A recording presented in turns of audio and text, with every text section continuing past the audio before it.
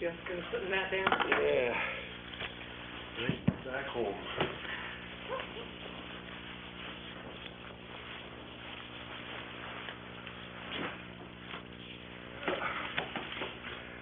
Well, all worked out. I got my shot sheet all set, everything ready to go. My friend Lucy Sondos and I have been out with our camcorders the last week, and when we sallied forth, we went into people's homes, businesses, and we asked them one question: how has education affected you in your lifetime, or how has an educator affected you? We got a variety of responses, about 30 of them here that we'll string together on the editing board. They shared with us, we'll share with you. Everybody's experience was different, but yet it was still close in their hearts, and it still affected the way they lived and the way they conduct themselves even today. Because the hospitality we received and the kind of inside shots, at least in our conversation, we feel we are able to take, we call them kind of heart thoughts. And because they're heart thoughts, we're calling this Odyssey From Somewhere Within.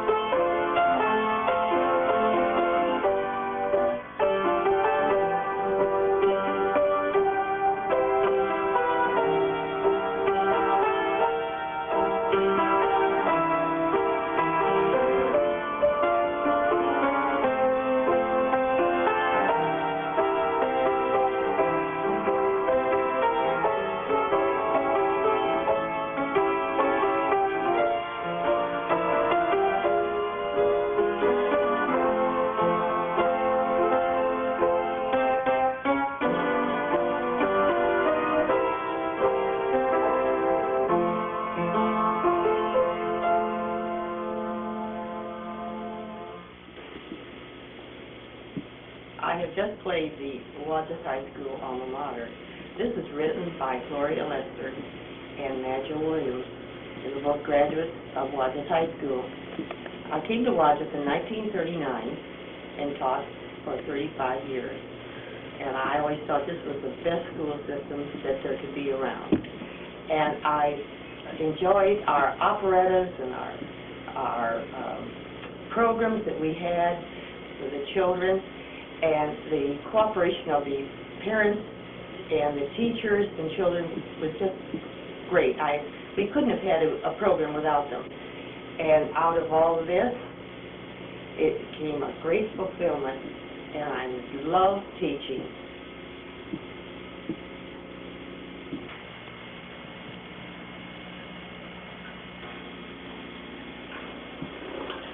My high school and college education has allowed me to accomplish some things in life that I would not have accomplished had it not been for that. It's allowed me to have a lifetime of enjoyable and worthwhile work, to raise my family here in a good living environment in Wadsworth. It's allowed me to send my sons off to college and to take early retirement and be able to pursue some of the varied interests I have, and at the same time living in a comfortable fashion. What about the educators? How have they affected me? Well, I think of John Elwell at Farmington High School, who was a history teacher who enthused his students and enthused me to the point where he got me reading historical novels, and I enjoyed it, and I learned a little history at the same time. And then I think of another educator, Happy Barnes, at North Georgia College. He was an elderly mathematics professor who often used colored chalk at the blackboard. And he would take and he'd rub his hands through his shock of gray hair, and before the period was over, he would look like a circus clown. But Happy Barnes had a great philosophy on life. And one of the things that he hated to do was to hunt for the answers to the problems. And so he said to his students, I want the answer underlined in red. And he said to each of us, gentlemen, a red pencil only costs a nickel, but it pays big dividends. Now, education today costs a lot more than it did when a red pencil only cost a nickel. But it also pays big dividends.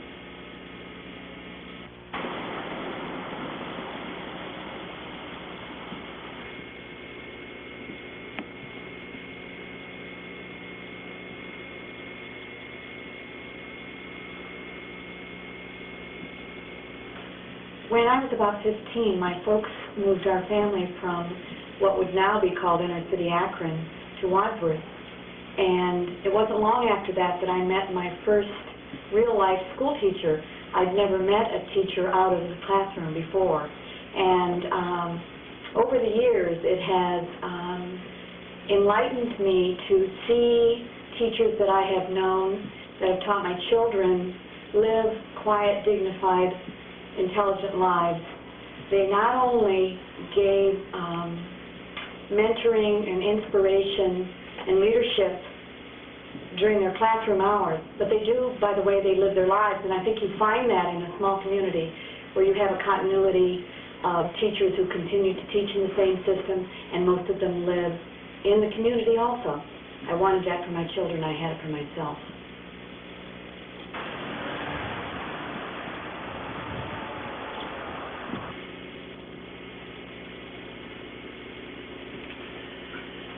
Education is one of those aspects of our lives that's so much a part of everyday life. It's hard to separate it and define it. But I always loved going to school. It was something I looked forward to. And two of my teachers, Miss Lockemeyer, a music teacher, and Mr. Bennett for band, probably never realized that they were affecting my choice of my life work. And Mrs. Shapiro, who wrote the history of Wadsworth, she taught me to enjoy good literature and how to write a decent sentence. And sometimes students begrudge the time they spend learning the 3 hours, but these are so much a part of our everyday life. Education made it possible for me to spend 6 wonderful years in Japan that I love. And once Mr. Fix, who was a good friend and a superintendent, gave me some advice when I was asking him something about education. And I'd just like to pass that on to any of the young people that might be listening. And it was just this: go get 'em, Tiger.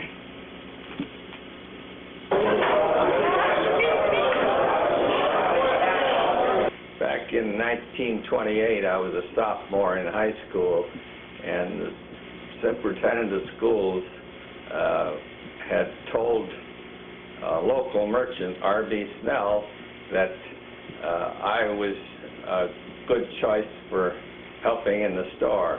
I didn't realize it at that time, but the superintendent recommended me to help in there, and I got enough information and enough schooling and education along with that, it started me out on a career of selling. And it was enlightening at that time, and I think back all the things that's happened since then, why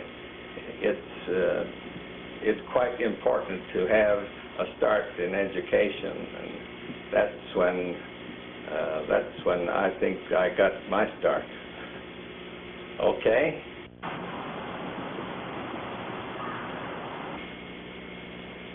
I came to Wadsworth between my freshman and sophomore years in high school to work in a factory in Barberton. And while working that summer, I met the Wadsworth football coach, which was working there also, and we had a number of conversations. And he invited me one night down to the Wadsworth Stadium to show me the facilities there and also the new uniforms that were bought that year. I was very much impressed, and needless to say, I graduated from Wadsworth High School 3 years later. We've always loved living here in Wadsworth and have always felt privileged that our 3 sons could attend schools here.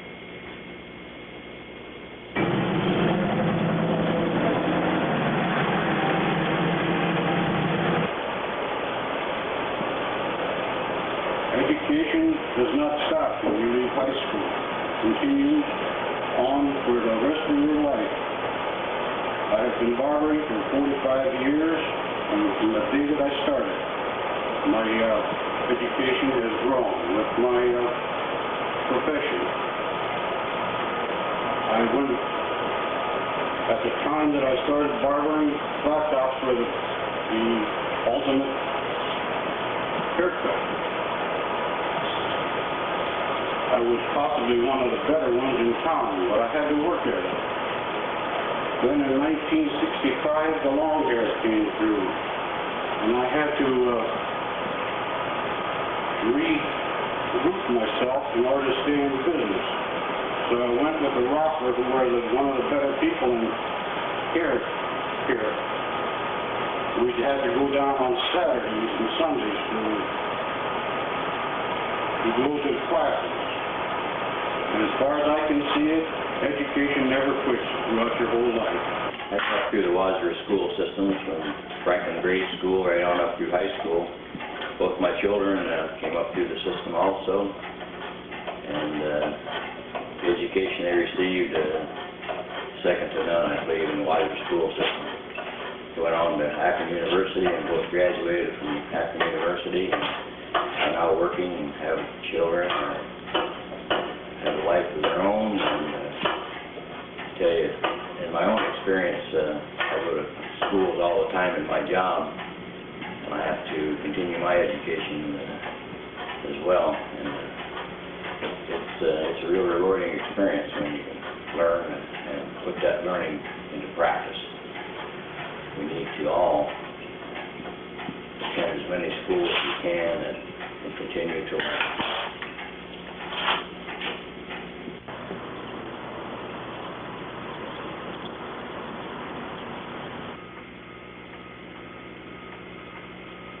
If it hadn't been for some very, very fine people with experience in teaching and a love of teaching, I doubt seriously if I would have been able to get a full education. In the early 30s, when we had Great Depression, the thought of college was something that was almost out of reach for the average person. In fact, most people didn't finish high school, and only 5% of those who did went on to college. And my sister, in my freshman year, registered me in business administration.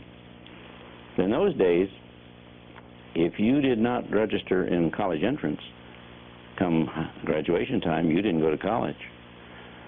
And one day, while in bookkeeping, Marjorie C. Smith, our English teacher, came to the class and called me out. She said, "William, you're in the wrong class. You should be in college entrance. Come with me." And when Marjorie Smith said, "Come with me," you went with Marjorie. And from there, I learned the sciences, languages, and the required subjects for college entrance. And in my junior year, this same teacher, Marjorie Smith, presented me with a book on my birthday, and it was Walt Whitman's Leaves of Grass. With it, a complimentary note of how well I had been doing since she put me in that course and how pleased she was with the progress. Then, 17 years later, while working in Chicago with a family, 3 children, she visited me and again wrote me a note, very complimentary of the progress we'd made. She went on to become Dean of Women at Syracuse University, and we maintained a correspondence throughout her entire life. And I just want to say that without Marjorie Smith and people like her, it would be impossible for the average person to get a complete education that I was able to do.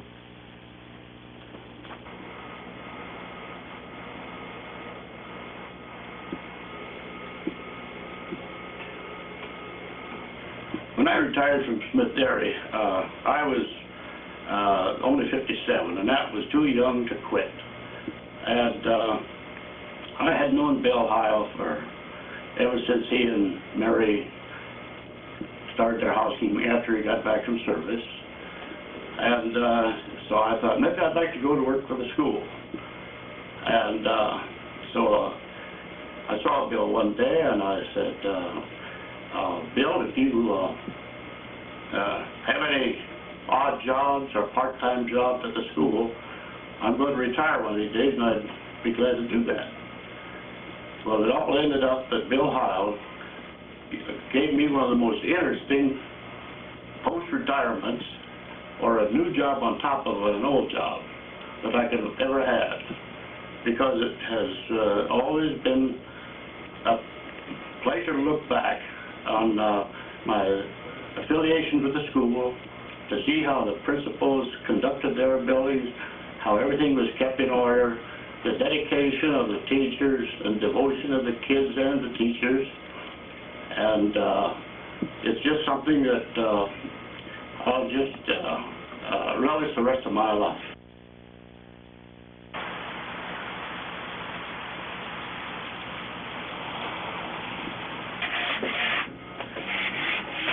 Time I was in the 7th grade, I had a woodworking teacher by the name of Leland Sleuth, and I dearly loved that man. And he was a young married man at the time, and he was making his own furniture, and he'd come to the school after supper in the evening and work on making his own furniture, and I accompanied him pretty near every evening, and I absolutely loved what we were doing. He taught me to make furniture, to finish it. You just can't sand a piece of wood too much. And he was a wonderful gentleman. I hadn't seen him in 27 years, and June and I happened to be in Cincinnati when Karen, our daughter, went to the University of Dayton. And I knew he was in Cincinnati, and June and I were in that area, and I looked him up. And we went out for dinner that evening and had a wonderful conversation. I was anything but a scholar in school, and he told my wife that particular evening that I had been the best student he had ever had. And I had to say that he's the only teacher I ever had could make that statement.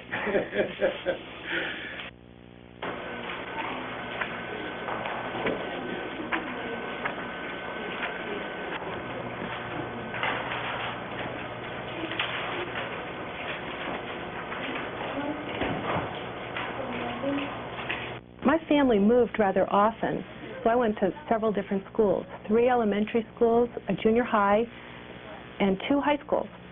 What I remember the most about all these schools were the teachers that encouraged me to do things that I wouldn't have tried ordinarily. I had a student teacher in 2nd or 3rd grade who picked me out of a rhythm band to lead the group, sort of a guest conductor. And he told the class he was picking me because I had good rhythm. Well, I was thrilled. I was being singled out for something good rather than for running in the halls or talking in class. Well, that gave me the courage and self-confidence to try some other things with music, and I ended up playing in the high school band, and I played drums. At another school, an English teacher encouraged me with my writing. She always put notes on my assignments. She asked questions to draw out more detail, just generally encouraged me to keep writing. By telling me I was a good writer, she made me like writing, and I kept it up. And when I got to college, I became editor of a college newspaper, once again because of a teacher. A teacher picked me out of a composition class and encouraged me to take a journalism course, and for 2 years I was editor of the college paper.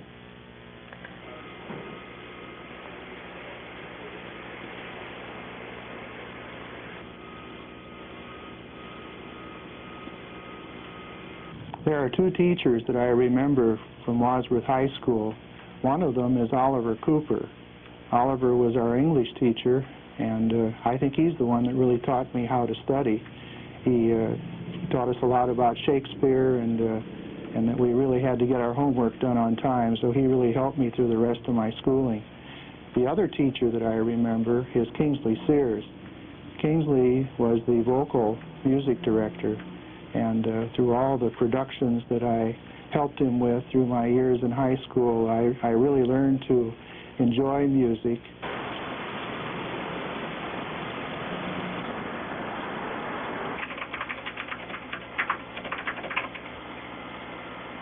School always came relatively easy for me when I was in elementary and in high school, and along about my junior year in high school, I was having problems with the school. We were in a the Elyria school system at the time was kind of a lockstep system, and consequently I dropped out of school. I never finished the high school, but I never finished the love for education either, and I'd met and talked with several teachers before I made the decision that there wasn't anything that that the school system could do for me at that point.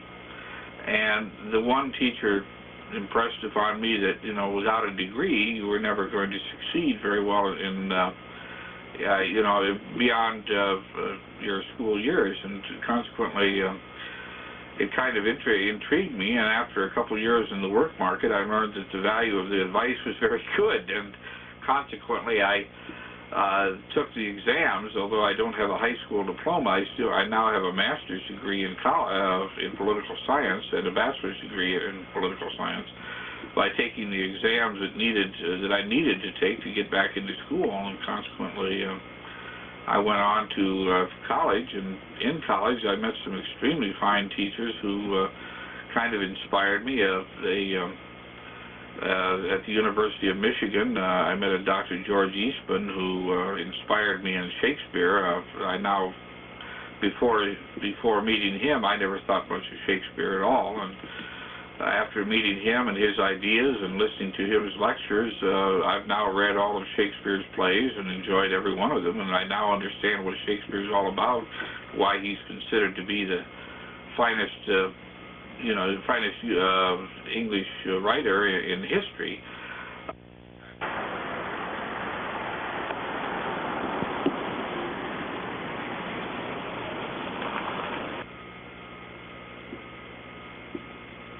There's some people in Wadsworth that had a great influence on me in my education. The first one that I always think of in Wadsworth is Oliver Cooper. It's one of those instances where I always wish I would have done better in his class, because he really did have a positive influence. Also, in high school, Charlie Kreider, who was my physics teacher, and also Doug Hudson, who was my chemistry teacher as a junior in high school. I guess I was always kind of fascinated by the sciences. Also, Mr. McCafferty, Bob McCafferty, as a sophomore in biology class, those gentlemen really touched me now that I think back. But the one that I remember the most was at Hiram. I attended Hiram after my education here in Wadsworth. I was at Hiram from 56 to 60, and my biology professor there, who was my advisor, my mentor, the one that really piqued curiosity in me was Dr. James Barrow. He recently retired at Hiram, and he was the kind of guy that he knew when to have a good time with you in class. He knew when to nail you to the seat. His laboratories were absolutely fascinating. Every minute, I looked forward to going to the lab. I still retain a lot of things having to do with ornithology, trees, nature in general. He's the one that really planted the seed in me, and as long as I was in his class, I did very well in school. Going to some of the other classes, perhaps it didn't have the interest. I didn't do quite as well, but Dr. Barrow was number one with me.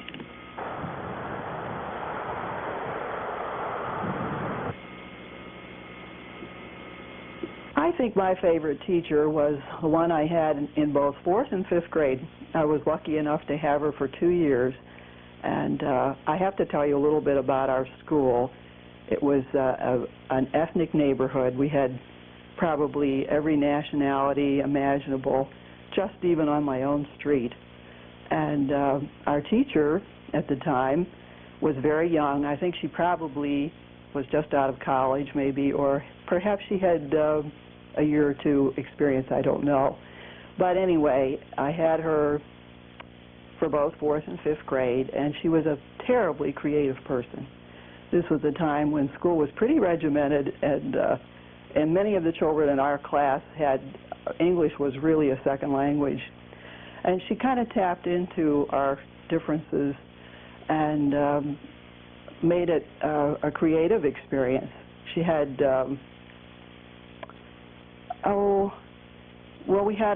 we had officers in our classroom. She had a little club on Friday afternoons, and we could share our hobbies and things that we did. And I'm talking about school in the 40s, when this wasn't really the usual thing. And it was quite exciting. And she also started a classroom library, and I love that. I had a lot of books of my own, but many children in the class didn't. And we pooled our resources, and we made cards, and we checked them out on Friday afternoons. And I just recall her doing a lot of creative things.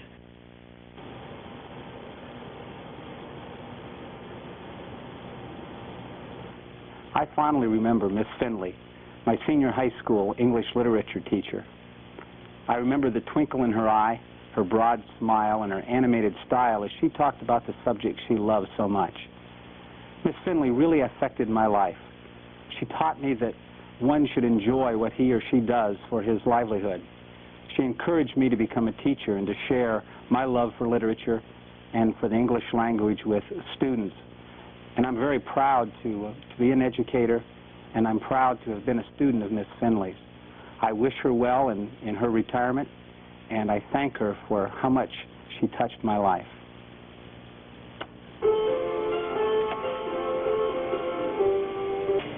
Education has been important to me all my life. My mother was an educator for many years, and I guess I learned firsthand how overworked and underpaid a lot of teachers are. But in my own personal experience, I had a high school history teacher who could truly make history come alive. And it was through her class that I began my love of history, and I've read history ever since her class and have really enjoyed it. But my favorite class was English literature, and I had a wonderful teacher who introduced me to the beauty of language, to the excitement that you can get from finding the exact words to express your feelings, to really communicate exactly how you feel and think. From her, I've learned to love poetry and read the classics, and has helped me enjoy almost every aspect of my life. I'm not afraid to learn. I'll try anything at least once. But I always think of her, especially at times like these.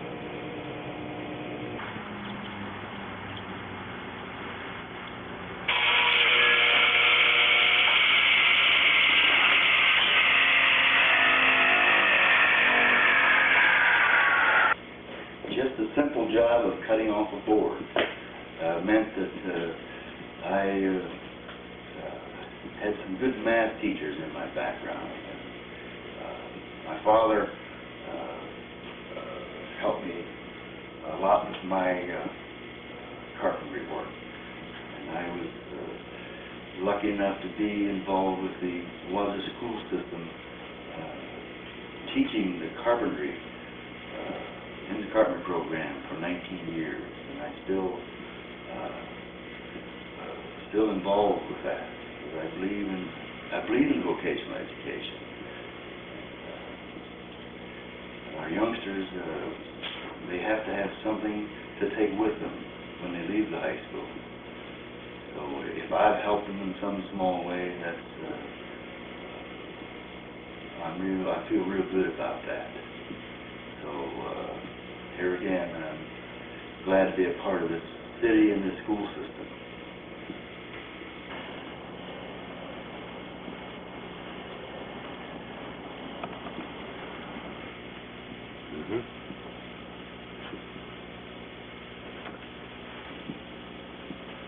I'm working at something that I really enjoy. That's working with my flowers. I have time to do that now because I'm retired from the Wadsworth school system. But that's not the only thing that Wadsworth has given to me. I went all 12 of my years of school in Wadsworth. Our 4 children went there too. And now we have 5 grandchildren that are going through the Wadsworth schools. I wonder if you know that in our lifetime, that the taxes that we pay in our real estate taxes just barely pay to educate 1 child, and we have 4. Public education is a bargain. It's probably the best bargain we'll ever get.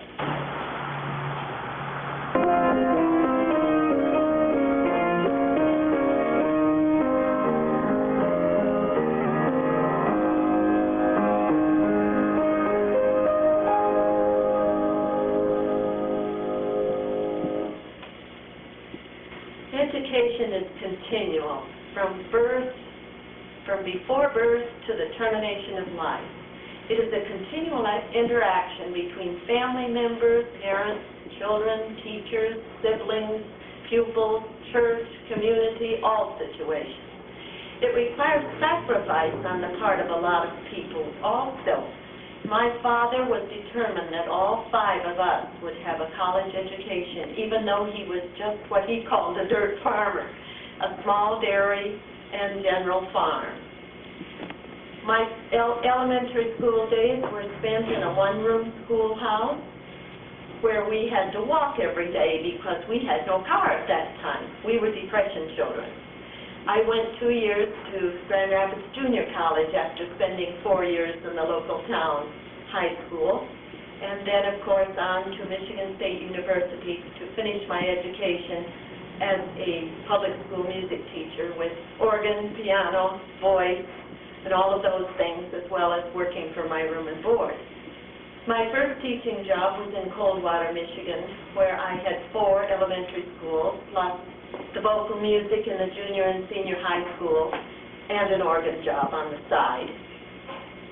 It took a lot of continual encouragement and interaction from the people in our church and in our community for all of us to get where we wanted to go and where we knew we needed to go.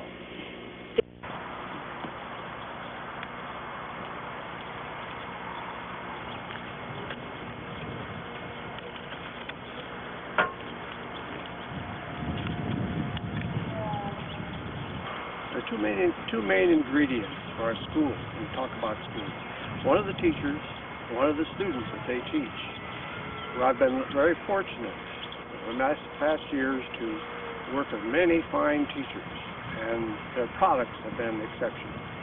In working in City Hall as a councilman, I noticed that there are 6 administrators within the City Hall who are products of the Wadsworth school system, including the mayor, John Hanna, a young man I had as a student at Franklin School. There are also men in the community who are graduates of the school system. One is Sandy, one is Bill, and they run automotive businesses. Another one is Tony, who works in an area of the medical field. And just a few weeks ago, we had a pleasant surprise when Mrs. Holcomb had surgery. The surgeon finished, and he turned her over to her attending physician, who was Andy, another graduate of Wadsworth High School and a former student. We must look to our teachers. We must support them in all aspects of our school life.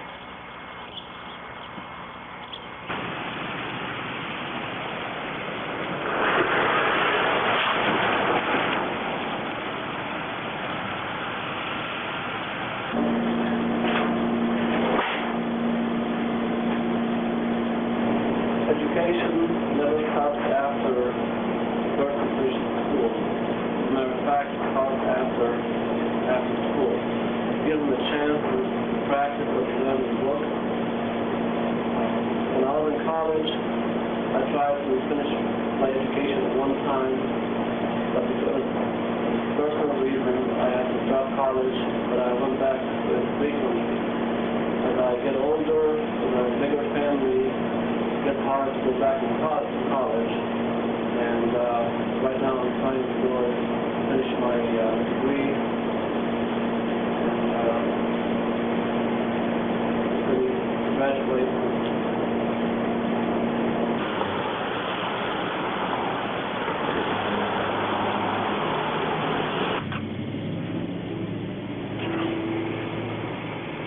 One real influence in my life, especially with education, was a particular teacher that I had. Difficult, he was tough. A lot of the students were complaining. I found him totally interesting. He made everything for me interesting. I worked very hard. At the end of that particular grading period, he said, for those of you who would like to know what your grade was, come up here, I'll show you. You won't have to wait for the mail. I went up and I received an A. I thanked him, and he said, don't thank me, you did the work. And I kept that in mind ever since.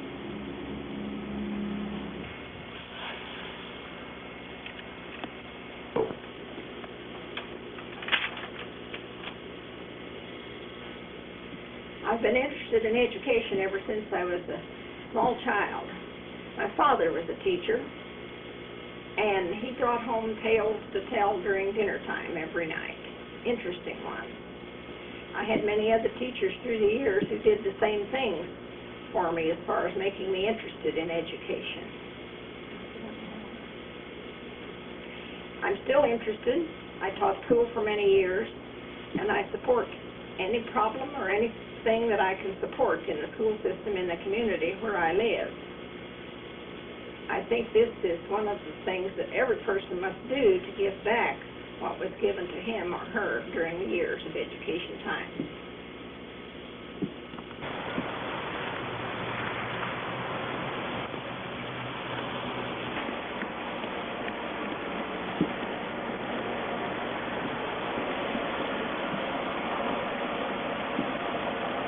Education, boy, that is important. It's very important, not only to Wadsworth, not only to the state of Ohio, United States, but worldwide. It is probably the most important product internationally.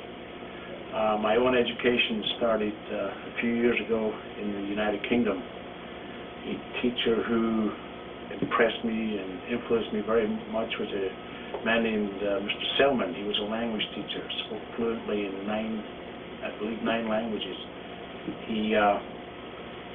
So language is a subject that is very important in this the international trade. The discussion of culture among the different countries should be stressed to our pupils. I think that education is no longer just a local issue. It's worldwide, and it's something that should be stressed to children that we must continue with our education as far as we possibly can.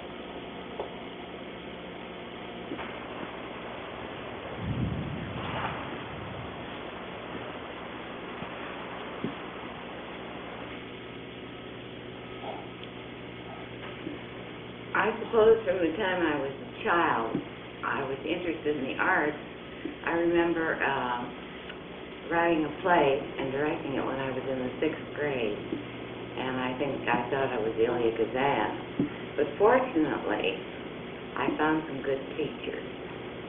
I was encouraged by a dance teacher who was one of the finest Russian ballet teachers in Indiana. And until I went to college, she gave me great encouragement. I remember an English professor I had who was also my drama coach in high school. And he gave me a great deal of encouragement. I think throughout life, if you don't have the kind of adult encouragement that children need, you'll never succeed. And I'm very grateful for the educational privileges I have.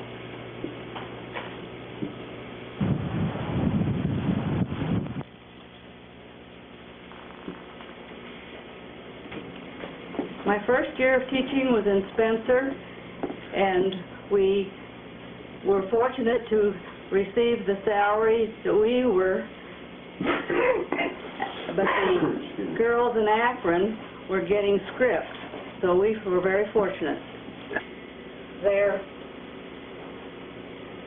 in all the professions and all kinds of jobs all over the United States, and the few who live here I see once a year, sometimes twice, and some I see very often. We must have the same schedule when I'm in the stores. And then in Wadsworth, at Central School was when they divided the classroom in half down there for a 1st grade and a 3rd grade. And it's still there, across from the office.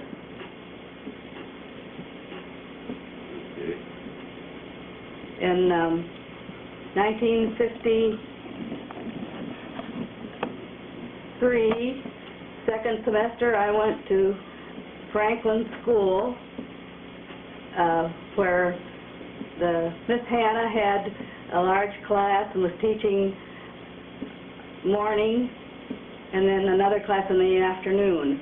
So I was hired to teach one of the classes, and we moved the kindergarten to the gym, and the kindergarten was taken over for 1st grade across from Miss Hannah. When I was in school, I had an art teacher named Doris Baldwin. She taught me more than art. As a kid in grade school, I wasn't very athletic, and matter of fact, that's probably the last one I even picked to join up sides in Red Rover. But I did like to draw. When I got into junior high, my 1st period class after dinner on some days was the art room. I used to go down to the art room, which is on the 3rd floor of Central, no longer there, and wait outside the door for class to start. And Miss Baldwin came along and asked me if I'd like to go in and start work early, and I did. This went on for some time, and one day, one glorious day, she gave me a key. So now, I gotta tell you, that was more than a key to the art room. It was a key to better image, some self-discipline, all those good things to make up the human being, because I was always kind of introverted. Kid with freckles, kind of red hair, looking through life through the bottom of 2 Coke bottles.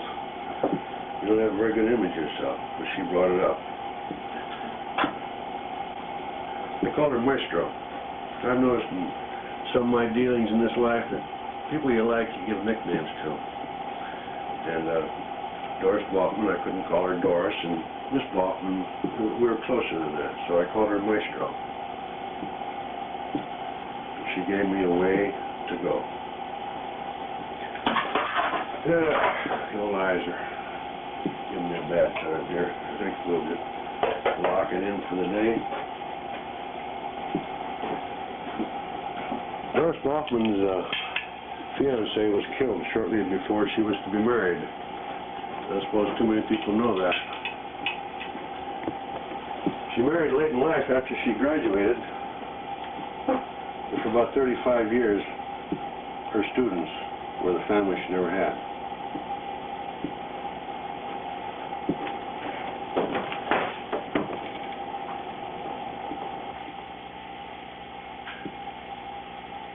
Thank you, Maestro. I'm beholden.